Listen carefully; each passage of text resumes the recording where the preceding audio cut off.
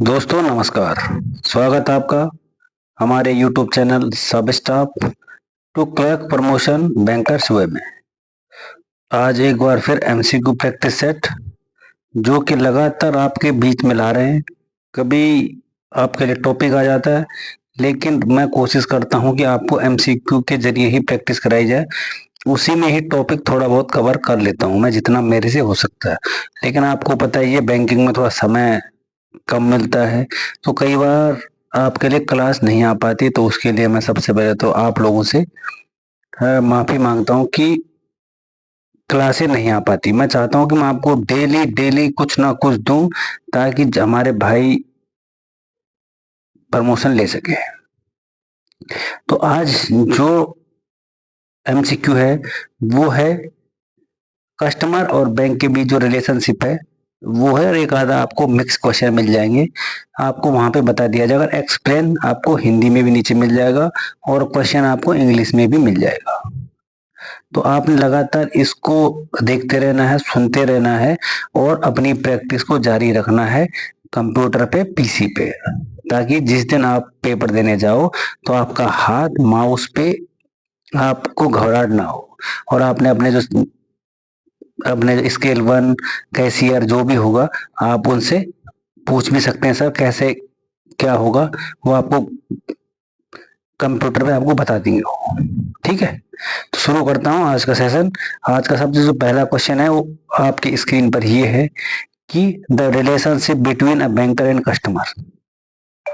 एक जो बैंकर होता है और एक जो ग्राहक होता है, उन दोनों के बीच में क्या रिश्ता होता है। रिश्ता ऐसे नहीं, ये आपको जब आप बैंकर और कस्टमर का जो रिलेशनशिप पढ़ोगे उसमें वो रिश्ता होता है। और एक क्वेश्चन कॉमनली बहुत बार पूछा भी जाता है कि बैंकर और जो कस्टमर है, ग्राहक है, उसके बीच में क्या क्या रिश्ता होगा, क्या क्या रिलेशनशिप होगा। रिलेशनशिप आता है वैसे, क्योंकि रिश्ता तो हिंदी में है इसलिए रिश्ता आ रहा है। पहला ऑप्शन है that of a debtor and creditor, कि जो बैंकर है वो डेबिटर होगा और जो कस्टमर है वो क्रेडिटर होगा। दूसरा है that of a creditor and debtor, कि जो बैंक होगा वो क्रेडिटर होगा और कस्टमर होगा डेबिटर होगा। इसमें नेक्स्ट थर्ड ऑप्शन है primarily that of a debtor and a creditor, मुख्य रूप से एक देनदार और एक लेनदार है। और लास्ट में है fourth option A and B। तो इसका जो करेक्ट आंसर हो जाएगा वो हो जाएगा ऑप्शन नंबर C, कि एक देनदार होगा और एक लेनदार का है। ठीक है, कि एक उसमें देनदार होगा और एक लेनदार है, वो तो है। पहला ऑप्शन भी ये है, लेकिन अगर आप करेक्ट जानोगे तो मुख्य रूप से एक देनदार और एक लेनदार होगा। ठीक है, उनका जो रिलेशनशिप है, एक देनदार होगा और एक लेनदार होगा। अब ये मत बोलना सर ऊपर वाले देनदार है और लेनदार है, इसमें लिखा है प्राइमरली, मतलब मुख्य रूप से। ठीक है, एक जो ये वर्ड जोड़ दिया गया है, इसकी वजह से आपको क्वेश्चन, आपको आंसर चेंज करना पड़ रहा है।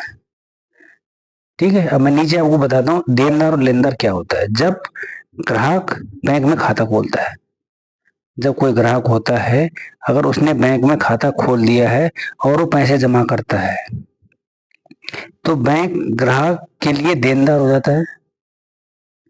बैंक है जो वो देनदार होता है हमेशा, और जो ग्राहक होता है वो हमेशा लेनदार हो जाता है। ठीक है, बैंक देनदार होता है क्योंकि बैंक देता है और कस्टमर लेता है, तो लेनदार कौन हो गया? कस्टमर। कस्टमर लेनदार, बैंक देनदार, यानी कस्टमर है जो वो देनदार हो जाएगा और जो बैंक है वो हो जाएगा आपका लेनदार, यानी क्रेडिटर हो जाएगा बैंक। ठीक है, next the banker has lean of, एक जो बैंक है उसका जो अधिकार है, इनमें से कौन सा है उसका अधिकार? पहला है बॉन्ड गिवन फॉर कलेक्शन, संग्रह के लिए दिए गए बॉन्ड। दूसरा है bond given for safe custody, कि सुरक्षित अभिरक्षा के लिए दिए गए बॉन्ड। या bond left by mistake, bond गलती से छूट गया, तो इसमें कौन सा है जो उसका बैंकर का अपना अधिकार है? तो इसका जो पहला ऑप्शन है वो है right, bonds given for collection, कि एक संग्रह के लिए दिए गए बॉन्ड को बैंकर का ग्रहणाधिकार है। तो आप लोग सोच रहे होंगे अरे क्या टॉपिक है, क्या चैप्टर है, ये एक बैंकर और कस्टमर के बीच रिलेशनशिप वाला चैप्टर है ना। अब आप सोच रहे होंगे हमने तो कभी ये सुना होगा कि नहीं सुना होगा, लेकिन मैं आपको एक चीज सुना रहा हूँ और आपने जरूर सुनना है। इजी इजी क्वेश्चन भी आते हैं वो तो उनको आप कर लेते हो, लेकिन ऐसे क्वेश्चन एक आधे अगर आ गए और फंस गए तो हर कोई नहीं कर पाएगा इनको। अब जिसने सुना होगा वही इनको कर पाएगा। और आपकी इजी के लिए मैं हिंदी में पक्का नीचे लिखता हूं यहाँ पे, ताकि अगर आपको ऑप्शन समझ में नहीं आएगा तो आप इसको समझ सकते हो। बैंक को ग्राहक की संपत्ति पर कब्जा रखने के लिए कानूनी अधिकार है। यह अधिकतर तब तक बना रहता है जब तक कि ग्राहक अपने बकाया ऋणों को भुगतान नहीं कर देता। बैंकर के ग्रहणाधिकार का इस्तेमाल ऋण, क्रेडिट कार्ड बिल और ओवरड्राफ्ट जैसे किसी भी तरह के ऋण को सुरक्षित करने के लिए किया जाता है। देख लो बैंकर के जो अधिकार है वो किसके लिए है? क्रेडिट कार्ड का बिल, ओवरड्राफ्ट और जैसे भी कोई भी लोन हो उसको सुरक्षित करने के लिए अपने अधिकारों को ग्रहण कर सकता है। ये है मतलब बैंकर के ग्रहणाधिकार का मतलब। ठीक है, तो आपने ऑप्शन देख लिया होगा कि बॉन्ड गिवन फॉर कलेक्शन, जो उसको संग्रह के लिए दिया गया बॉन्ड है उसके लिए वो उसका बैंक का अधिकार है। नहीं तो आपको अगर क्वेश्चन समझ में नहीं आया तो आप इसको देख सकते हैं। ठीक है भाई, और अगर आपके समझ में नहीं आ रहा है तो आप कह भी सकते हैं सर कि ये समझ में नहीं आया, ये क्या है और क्यों है ये। Next, in executing the standing instruction there exist relationship of, कि स्थायी निर्देशों को क्रियान्वित करने में मतलब क्या संबंध है। अगर आप कोई भी संबंध जो मौजूद संबंध है उनको क्रियान्वित कर रहे हो तो जो स्थायी है मतलब स्टैंडिंग इंस्ट्रक्शन है जिसमें उनके बीच क्या रिलेशनशिप होगा। फिर वो ये डेबिटर और क्रेडिटर, ये आपको हर जगह में देखने को मिलेंगे। ट्रस्टी, बेनिफिशियरी, बेली, बेलर और एजेंट और प्रिंसिपल, तो ये आपको हर जगह देखने को मिलेंगे। अगर वो अस्थायी निर्देश का क्रियान्वित करने में जो है संबंध वो होगा ऑप्शन नंबर डी, एजेंट और प्रिंसिपल का। इसके लिए मैं एक दिन अलग से एक पीडीएफ या टॉपिक लेके आऊंगा कि कस्टमर एंड बैंकर का जो रिलेशनशिप है वो वाला। आज मैं थोड़ा पहले क्वेश्चन ले आया, मैं बोला क्या पता आपकी समझ में आ जाएगा, लेकिन देखेंगे अगर किसी भाई की समझ में आता है तो अच्छी बात है। नेक्स्ट है the constitute a person as a customer, एक व्यक्ति को ग्राहक बनाना है तो कैसे कैसे उसको कस्टमर बनाना है। क्वेश्चन नंबर 4 है, पहला ऑप्शन है there must be frequency of transaction, कि लेन देन की आवृत्ति होनी चाहिए उसके साथ तभी वो कस्टमर बनेगा। Next, there must be a dealing of a banking nature, banking प्रकृति का व्यवहार होना चाहिए तब वो कस्टमर बनेगा। और चौथा है किसी प्रकार का खाता होना चाहिए। There must be some sort of an account, कि आपके बैंक में उसका कोई खाता होना चाहिए तभी एक व्यक्ति को आप ऐसे ग्राहक बना सकते हैं। तो इसका जो राइट आंसर हो जाएगा वो हो जाएगा ऑप्शन नंबर सी, कि किसी प्रकार का अगर आपके बैंक में किसी आदमी में कोई खाता है तो वो आपका ग्राहक बनाइए। फिर जब उसका खाता आपके अकाउंट में होगा तभी वो आपका ग्राहक बनेगा, अन्यथा नहीं बनेगा। यह है ऑप्शन को।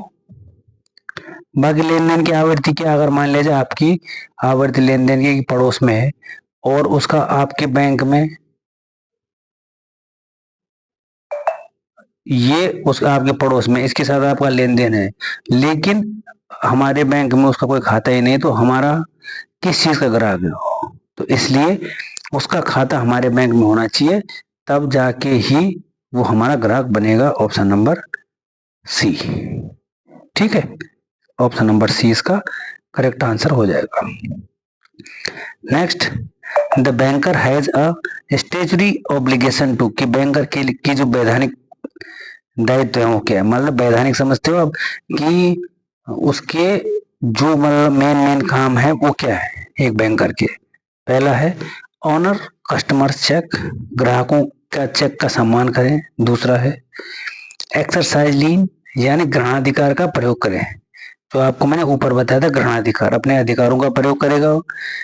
सी है maintain secrecy of his customers account, अपने ग्राहकों के खातों की गोपनीयता बनाए रखें। और चौथा है ऑनर्स कस्टमर बिल्स, ग्राहक के बिल का सम्मान करें। तो इसका जो राइट आंसर है वो हो जाएगा ऑप्शन नंबर ए, कि ग्राहक के चेक का सम्मान करें। ठीक है, यह आपका वैधानिक दायित्व है कि ग्राहक के चेक का सम्मान करें। अब नीचे मैंने आपको एक्सप्लेनेशन दे रखा है। पहले तो वैधानिक दायित्व आपको समझना चाहिए कि स्टेचुटरी ऑब्लिगेशन क्या है। तो ये जो नीचे लिखा है ये है उसके वैधानिक काम। एक बैंकर के पहला है बैंकर को ग्राहक के चेक का सम्मान करना चाहिए। जो ऊपर आपको आंसर है पहला वाला ऑप्शन, यही आपका आंसर है। दूसरा है बैंकर को ग्राहक के खातों की गोपनीयता बनाए रखनी चाहिए। बैंकर को, अगर कोई बैंकर है तो ऐसे नहीं कि किसी के रुपए किसी को देगा, किसी का चेक किसी को दे देगा, उसको उसकी गोपनीयता बनाई रखनी चाहिए। थर्ड है बैंकर को उचित रिकॉर्ड रखना चाहिए, कि बैंकर का जो रिकॉर्ड है ऐसे नहीं कि फाइल डस्टबिन में डाल दी, कहीं और डाल दी और वहां कस्टमर घूम रहा है।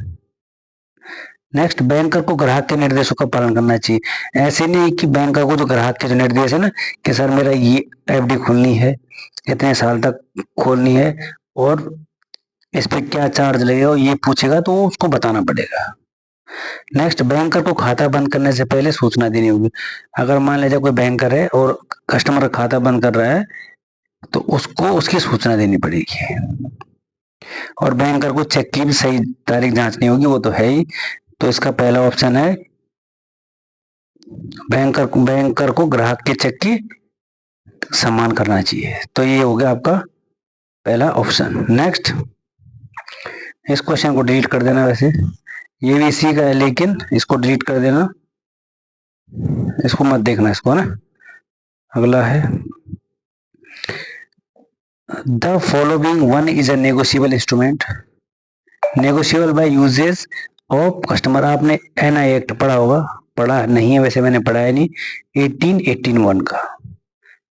ये वाली फुल फॉर्म पूछी जाती है नेगोशिएबल इंस्ट्रूमेंट 1881, 1881 का है। ठीक है, तो अब ये क्वेश्चन क्या है कि निम्नलिखित में से, इसको हिंदी में बोलते हैं प्रकाम्य, प्रकाम्य लिखित जो उपयोग है रीति रिवाज के आधार पर है।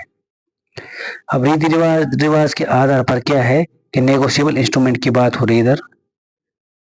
पहला है bill of exchange, accommodation bill, promissory note या शेयर वारंट। हिंदी में लिखा है विनिमय बिल, आवास बिल, वचन पत्र या शेयर वारंट। तो इसमें जो रीति रिवाज के आधार पे है वो हो जाएगा आपका option number D, share warrant. ठीक है, इसमें है क्या कि अगर एक्सप्लेनेशन नीचे है कि प्राकम्य में लिखित एक ऐसा दस्तावेज है जिस पर किसी व्यक्ति को एक निश्चित राशि का भुगतान करने का वादा किया जाता है। यह एक अनुबंध की तरह होता है। इसे मांग पर या किसी तय समय पर भुगतान किया जा सकता है। प्रकाम्य में लिखित को किसी दूसरे व्यक्ति का हस्तांतरित किया जाता है। प्रकाम्य है नेगोशिएबल इंस्ट्रूमेंट। ठीक है, तो इसका आंसर है वो है शेयर वारंट। और आप लोग सोच रहे हो क्वेश्चन कौन से हैं, ये तो हम पहली बार सुन रहे हैं, है ना। ये आप लोग पक्का सोच रहे होंगे, लेकिन ऐसी कोई बात नहीं है। अगला क्वेश्चन है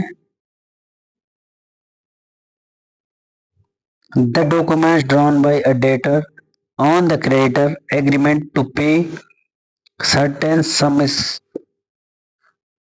कॉल्ड, कि ऋणी द्वारा लेनदार द्वारा एक निश्चित राशि का भुगतान करने की सहमति पर तैयार किए गए दस्तावेज को कहा जाता है। कोई ऋणी है और लेनदार द्वारा एक निश्चित अगर कोई राशि उसने भुगतान करने की जो सहमति बनाई है और उसके लिए जो तैयार दस्तावेज तैयार किए हैं डॉक्यूमेंट्स, उसको क्या कहा जाएगा? चेक कहा जाएगा, प्रोमिसरी नोट यानी वचन पत्र, बिल ऑफ एक्सचेंज या ड्राफ्ट, उसको क्या कहा जाएगा? तो उसको कहा जाएगा प्रोमिसरी नोट, वचन पत्र। कि अगर कोई भी लेनदार किसी राशि का भुगतान कर रहा है और उन दस्तावेजों को प्रोमिसरी नोट कहा जाता है। कि कोई भी अगर ऋणी है और अगर लेनदार द्वारा किसी निश्चित राशि को भुगतान करने की सहमति में जो दस्तावेज तैयार कर रहा है उसे प्रोमिसरी नोट कहा जाता है। और आपको नीचे एक्सप्लेन भी आपको दिख ही जाएगा कि वचन पत्र एक वित्तीय साधन है। जो प्रोमिसरी नोट है, जो ऑप्शन नंबर बी था, जिसमें दो पक्षों के बीच ऋण या अन्य वित्त पोषण के बदले धनराशि चुकाने का लिखित और हस्ताक्षरित वादा होता है। एक वचन पत्र में आमतौर पर ऋण से संबंधित सभी शर्तें शामिल होती है, जैसे कि मूल राशि, ब्याज दर, परिपक्व तिथि, जारी करने की अंतिम तिथि और स्थान तथा जारीकर्ता का हस्ताक्षर। ये है यहाँ पर इसका आंसर था कि वचन पत्र, पहला वाला ऑप्शन था इसका कि अगर कोई ऋणी है उससे चेक, उसको जो दस्तावेज है उसको कहते हैं promissory note. Next, the most important features of negotiable instrument is, प्रक्राम में लिखित का सबसे महत्वपूर्ण विशेषता क्या? देखा मैंने, एनआई की सबसे महत्वपूर्ण विशेषता सभी है, लेकिन जो महत्वपूर्ण है, इंपोर्टेंट कौन सी है?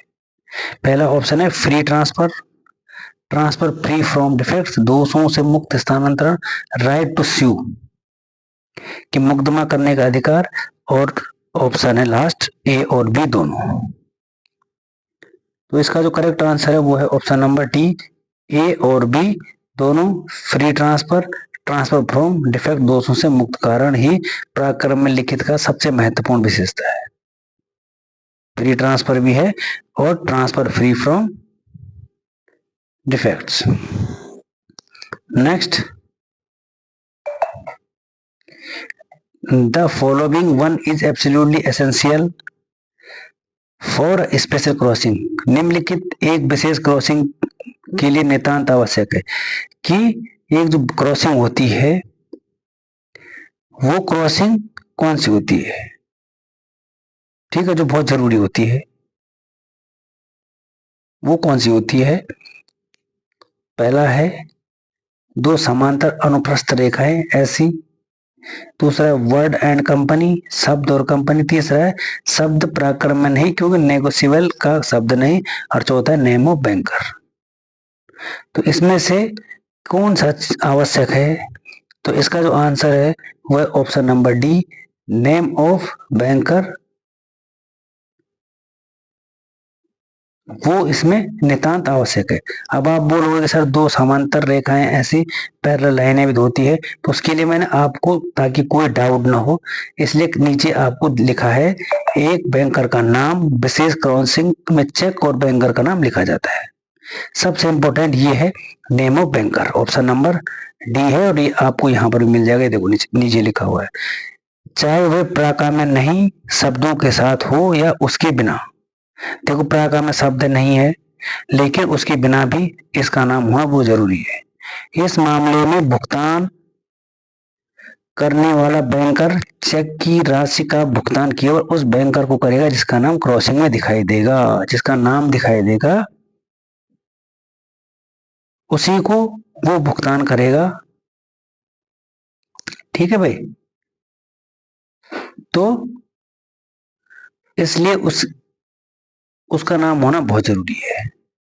ठीक है, नेक्स्ट है the safest from a crossing is, एक और क्रॉसिंग का क्वेश्चन है, ये वाली क्रॉसिंग का, कि इनमें से कौन सी क्रॉसिंग है जो सबसे सेफ है? जनरल क्रॉसिंग, सामान्य crossing, special crossing, double crossing और अकाउंट पे क्रॉसिंग। इनमें से सबसे सुरक्षित क्रॉसिंग कौन सी है? तो इसका भी आंसर हो जाएगा ऑप्शन नंबर डी कि अकाउंट पे क्रॉसिंग सबसे सुरक्षित क्रॉसिंग हो जाएगा। अब देखते हैं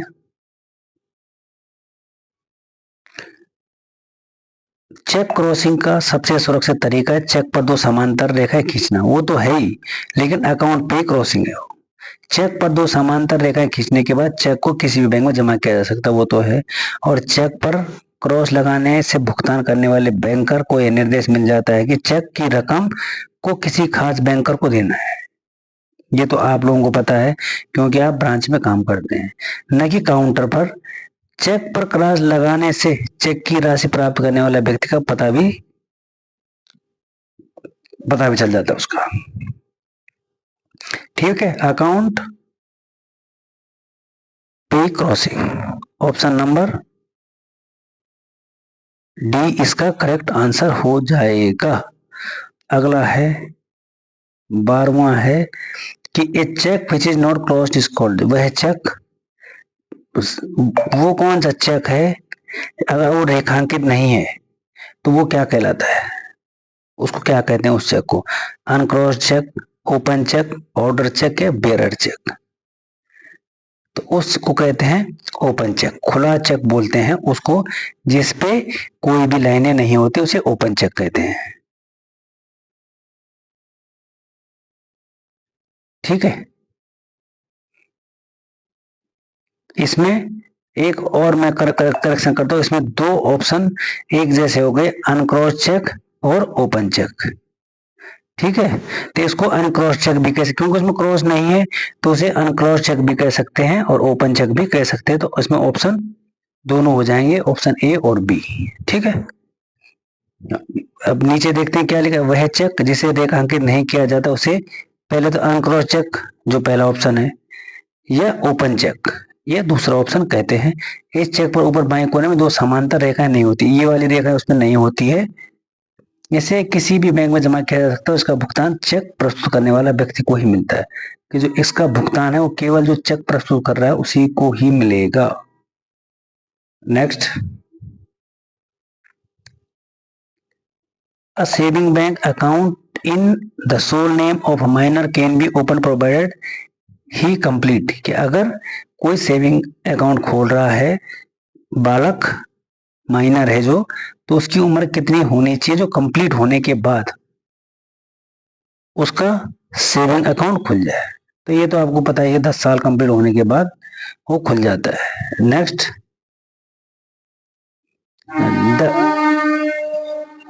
the best suited deposit for trading community. कि व्यापारिक समुदाय के लिए सबसे अच्छा जमा राशि क्या है, यानी सबसे अच्छा अकाउंट कौन सा है? अगर आप बिजनेस कर रहे हो तो आपके लिए सबसे अच्छा कौन सा अकाउंट होगा? Saving deposit, fix deposit, current deposit या रिकरिंग डिपॉजिट? तो इसका जो करेक्ट आंसर है वो हो जाएगा option number C, current deposit व्यापारी समुदाय के लिए सबसे अच्छा और उपयुक्त माना जाता है। क्योंकि बिजनेसमैन आता है, रुपए डिपॉजिट करता है और 10 मिनट के बाद फिर रुपए को रिलीज कर देता है, यानी ले जाता है। तो उसके लिए करंट डिपॉजिट अच्छा माना जाता है। ठीक है, नीचे एक्सप्लेन में किया, करंट अकाउंट केवल व्यवसाय उपयोग के लिए खुलवाया जाता है क्योंकि इस पर कोई ब्याज नहीं मिलता और आप दिन में चाहे जितनी बार पैसे निकाल कर जमा कर सकते हैं। तो ये उनके लिए है जो बिजनेसमैन होते हैं, उनके लिए अच्छा माना जाता है। तो ये था आज का एमसीक्यू, शायद आपको पसंद आया हो, और अगर आपको पसंद आए तो चैनल को लाइक, शेयर और सब्सक्राइब जरूर करें। क्योंकि आज थोड़ा वैसा था कि समझ में कम आया होगा आप लोगों के, लेकिन जो मैंने लिखा है उसको थोड़ा पढ़ लेना हिंदी में, तो आपने अगर काम कर रहे हो ब्रांच में तो आपको समझ में आ जाएगा। अगर आपके समझ में नहीं आया कि सर थोड़ा घुमा के था, जो भी था, तो आप मेरे को कमेंट बॉक्स में जरूर बताएं कि सर ऐसे था, ऐसे होगा इसका, या कोई एक दूसरा वाला टॉपिक लेके आओ तो आपके लिए वो टॉपिक प्रोवाइड कराया जाएगा। ऐसे नहीं कि दो आदमियों ने बोला कि सर वो टॉपिक, तीसरे ने बोला ये, चौथे ने बोला ये, ऐसे नहीं। कम्युनिटी होनी चाहिए थोड़ा, हाँ ये तो फिर सुना जाएगा, नहीं तो मैं अपनी मर्जी से आपको MCQ क्लास चलाता रहूंगा और उम्मीद करता हूं कि आप पढ़ भी रहे होंगे, है ना। तो बाकी मैं ज्यादा कुछ कह नहीं रहा क्योंकि मैं समय को देखते हुए, हाँ थोड़ा लंबा टाइम हो गया, मैंने धीरे भी बोला और रुक रुक के बोला। तो आप वीडियो को 2x पे भी देख सकते हैं, कोई जरूरी नहीं कि आपने नॉर्मल देखना है। 2x पे आप स्पीड में भी आप वीडियो को देख सकते हैं, ऐसा कुछ नहीं। मेरा एक ही एम है कि आपकी समझ में आना चाहिए जो मैं बता रहा हूँ, बस। बाकी मेरा कोई भी एम नहीं है कि आप कैसे भी देखो और जो भी आपकी मर्जी है। और चैनल को ज्यादा ज्यादा शेयर करें, लाइक करें और सब्सक्राइब करें ताकि और भी भाइयों का अगर भला हो सके, अगर आपकी समझ में आ रहा हो तो। फिर मिलते हैं एक और नई वीडियो के साथ। फिर तो संडे आ रहा है तो फिर मिलेंगे, फिर मंडे को देखते हैं, ठीक है। ओके, तब तक के लिए थैंक यू और धन्यवाद। आज इस चैप्टर का नाम है बैंकर कस्टमर रिलेशनशिप, एक बार जरूर देखें। बाकी थैंक यू, जय हिंद, धन्यवाद।